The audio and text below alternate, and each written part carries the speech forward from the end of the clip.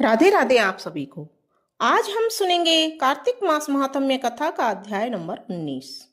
श्री विष्णु मम हृदय में प्रेरणा करने वाले नाथ, लिखो महात्म्य।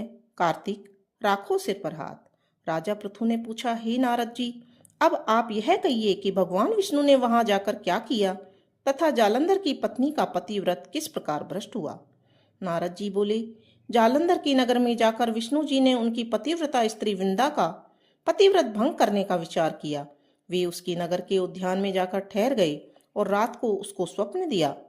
वह भगवान विष्णु की माया और विचित्र कार्य पद्धति थी कि उसकी माया द्वारा जब वृंदा ने रात में वह स्वप्न देखा कि उसका पति नग्न होकर सिर पर तेल लगाए महिष पर चढ़ा है, वह काले रंग के फूलों की माला पहने हुए है तथा उसके चारों ओर हिंसक जीव हैं, और वह सिर मुड़ाए हुए अंधकार में दक्षिण दिशा की ओर जा रहा है। उसने नगर को अपने साथ समुद्र में डूबा हुआ इत्यादि बहुत से स्वप्न देखे। तत्काल ही वह स्वप्न का विचार करने लगी। इतने में उसने सूर्यदेव को उदय होते हुए देखा तो सूर्य में उसे एक छिद्र दिखाई दिया तथा वह कांतिहीन था। इसे उसने अनिष्ट जाना और वह भयभीत हो रोती हुई छज्जे, अटारी और भूमि कहीं भी शांति को प्राप्त नहीं हुई। फिर अपनी दो सखियों के साथ उपवन में गई, वहां भी उसे शांति नहीं मिली। फिर वह जंगल में निकल गई, वहां उसने सिंह के समान दो भयंकर राक्षसों को देखा, जिससे वह भयभीत होकर भागने लगी। उसी क्षण उसके समक्ष अपने शिष्यों सहित शांत मौनी तपस्वी वहां आ गया। भयभीत वृंदा उनके गले में अपना हाथ डाल उनसे रक्षा की याचना करने लगी। मुनि ने अपनी एक ही हुंकार से उन राक्षसों को भगा दिया। वृंदा को आश्चर्य हुआ तथा वह भय से मुक्त हो मुनिनाथ को हाथ जोड़ प्रणाम करने लगी।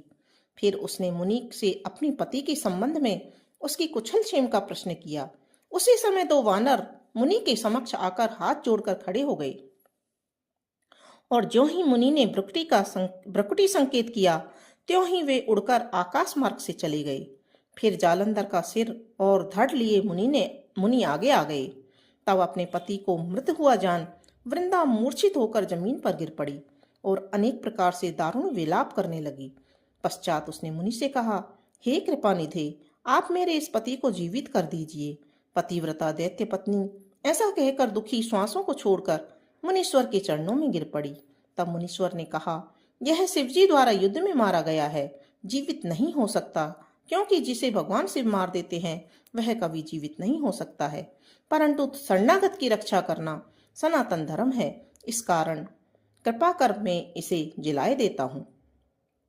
नारद जी ने आगे कहा, वह मुनि साक्षात विष्णु ही थे, जिन्होंने यह सब माया फैला रखी थी। वह वृंदा के पति को जीवित करके अंतर्ध्यान हो गए। जालंधर ने उठकर वृंदा को आलिंगन किया और मुख चूमा। वृंदा भी पति को जीवित हुआ देखकर अत्यंत हर्षित हुई। अब तक हुई बातों को स्वप्न समझा। तत्पश्चात वृंदा सकाम हो बहुत दिनों तक अपने पति के साथ विहार करती रही। एक बार सुरत एवं संभोग काल के अंत में उन्हें विष्णु को देखकर उन्हें ताड़ित करती हुई बोली, हे पराई स्त्री से गमन करने वाले विष्णु, तुम्हारे शील को धिक्कार है। मैंने जान लिया है कि मायावी तपस्वी तुम ही थे। इस प्रकार कहकर कुपित पतिव्रता वृंदा ने अपने तेज को प्रकट करते हुए भगवान विष्णु को शाप दिया, तुमने माया से दो राक्षस मुझे दिखाई थे, वे दोनों राक्षस किसी समय तुम्हारी स्त्री ला हरण करेंगे। सर्पेश्वर जो तुम्हारा शिष्य बना है, यह भी तुम्हारा साथी रहेगा। जब तुम अपनी स्त्री के विरह में दुखी होकर विचरोगे, उस समय वानर ही तुम्हारी सहायता करेंगे। ऐसा कहती हुई पतिव्रता वृंदा अग्नि में प्रवेश कर गई। ब्रह्मा आदि देवता आकाश से उसका प्रवेश देखते रहे। वृंदा के शरीर का तेज इतना तेज पार्वती के शरीर में चला गया और पतिव्रत के प्रभाव से वृंदा ने मुक्ति प्राप्त की। बोलो विष्णु भगवान की जय। राधे राधे जी। आज हम सुनेंगे कार्तिक मास महात्म्य कथा का अध्याय नंबर 20। माँ शारदा की प्रेरणा स्व सहाय। कार्तिक महात्म्य का लिखूं यह 20वां अध्याय। अब राजा पृथु ने पूछा, हे देवर्षि नारद, इसके बाद युद्ध में क्या हुआ तथा वह दैत्य जलंधर किस प्रकार मारा गया, कृपया मुझे वह कथा सुनाइए।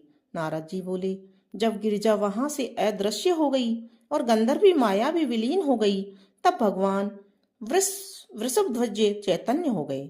उन्होंने लौकिकता व्यक्त करते हुए बड़ा क्रोध किया और विस्मित मना जलंधर से युद्ध करने लगे। जलंधर शंकर की बाणों को काटने लगा, परंतु जब काट ना सका तब उसने मोहित करने के लिए माया की पार्वती का निर्माण कर अपने रथ पर बांध लिया। तब अपनी प्रिया पार्वती को इस प्रकार कष्ट में पड़ा देख लौकिक लीला दिखाते हुए शंकर जी व्याकुल हो गए। शंकर जी ने भयंकर रौद्र रूप धारण कर लिया। उनके रौद्र रूप को देखकर कोई भी दैत्य उनके सामने खड़ा होने में समर्थ न हो सका और सब भागने छिपने लगे। यहाँ तक कि शुंभ निशुंभ भी समर्थ न हो सके। शिव जी ने उन शुंभ निशुंभ को शाप देकर बड़ा धिक्कारा और कहा, तुम दोनों ने मेरा बड़ा अपराध किया है। तुम युद्ध से भागते हो, भागते को मारना पाप है। इससे मैं तुम्हें अब नहीं मारूंगा, परंतु गौरी तुमको अवश्य मारेगी। शिव जी के ऐसा कहने पर सागर पुत्र जलंधर क्रोध से अग्नि के समान प्रज्वलित हो उठा। उसने शिव जी पर घोर बाण बरसाकर धरती पर अंधकार कर दिया। तब उस दैत्य की ऐसी चेष्टा देखकर शंकर जी बड़े क्रोधित हुए तथा उन्होंने अपने चरणागुष्टे बनाए हुए सुदर्शन चक्र को चलाकर उसका सिर काट दिया। एक प्रचंड शब्द के साथ उसका सिर पृथ्वी पर गिर पड़ा और अजन पर्वत के समान उसके शरीर के दो खंड हो गए। उसके रुधिर से संग्राम भूमि व्याप्त हो गई।